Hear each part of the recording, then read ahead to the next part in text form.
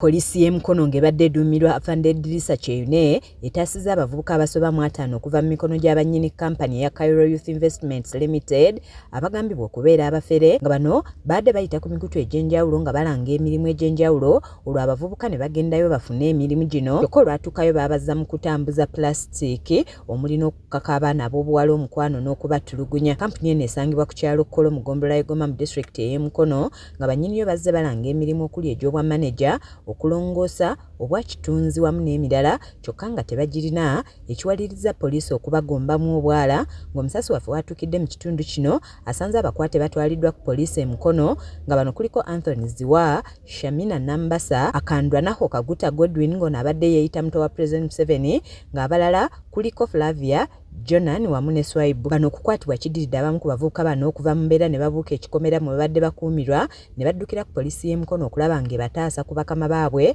abadde bamaze ebbanga nga babatulugunya oluvannyuma lwa poliisi y'Esseeta n'ab'akakiiko k'ekyalo okulemererwa okubayamba. Abakuyambibwa banyambe badiseeki sente zaffe kubanga embeera gye tuyita nga nze ndina obulwadde wa ulcers wenavayo saategeera toba tujja tambuza ki plastika nali ndowooza ati waliwo emirimu gye bagabanga ki kutuyamba mu mbeera gye tukola ki gye tuyisaamu. Kigambibwa nti kampuni eno yasooka kubeera bweyogerere kyokka n'egobwayo olw'enkola y'emirimu etali nnambulukufu olwo ne bafuna ennyumba ey'amaka ku kyalo Kolo mwe bassa ofiisi zaabwe ng'eno omusasi waffe agirambudde asanze abawala mu badde basula omuli obufalisa obuvundu bwe babasasuza $5,000 nga babadde basula kirindi nga basula wamu n'enkoko n'ebisolo ebirala. Ne basaba omufaliso nali nguza akakeeka kange nangamba wano tetukkiriza abakozi kusula bubi natuuka wano nangamba sente zonna namugamba nti ze ninawo ze nnyinda okukozesa nangamba gwe leeta tetukkiriza bakozi kusula bubi olina ogula omufaliso tetugenda kukwata akakeeka ako okukateeka ku kitanda ne mugamba banfunire wansi wenteeka kuba sina sente za mufaliso era sina sente ze nnyinda kukozesa nangamba tekikkirizibwa leeta sente zonna z'olina ogula omufaliso nekwata emitwalo emeka 5.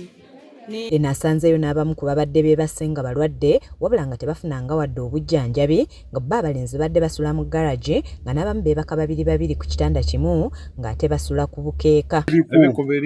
Tusulawo mazima ddala abamu twebaka na babiri abamu tetwebaka ku mifaliso abamu twebaka ku mikeeka kakirabo mufaliso.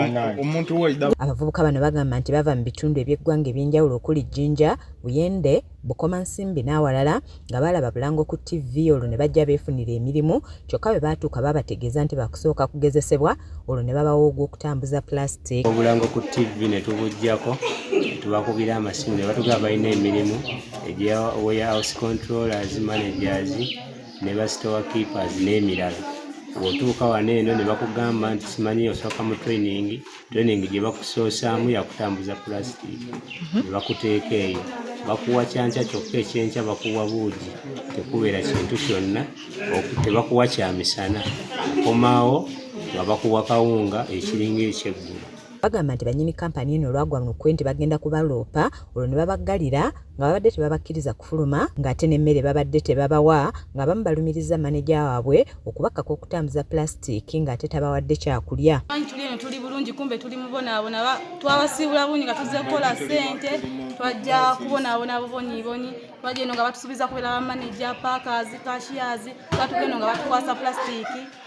twatuka nga batukwasa plasitiiki ng'otambula ng'ogendeyo oddookoyo ng'oli bubi nga emmere yakulya ssaawa 6 ez'ekiro. Omwogezi wa poliisi mu Kampala n'emiriraano Patrick Onyango akakasizza okukwatibwa kw'abantu 8 nga bano bagguddwako omusango gw'okuwamba abantu. Tubalina bali 8 twakutte 8 bye batebeeranga nti balina emirimu oluvannyuma nga batuuseyo babawa okutandika okutembeya abamu bale bagambya nti bano bale babatulugunya n'okubatulugunya sexually. Kati omusango twaguguddewo omusango gye twaguddewo omusango gwa trafficking in person file tugenda kugiweereza ewamuwabi wa gavumenti banga tumaze okuwandika statement yonna okuva ku bajulizi ne ku ba victims ne ku ba suspect kati file egenda wa State Anthony. Awesapo yakusakidde eggulire lino ku lwa KSTV Agaleero.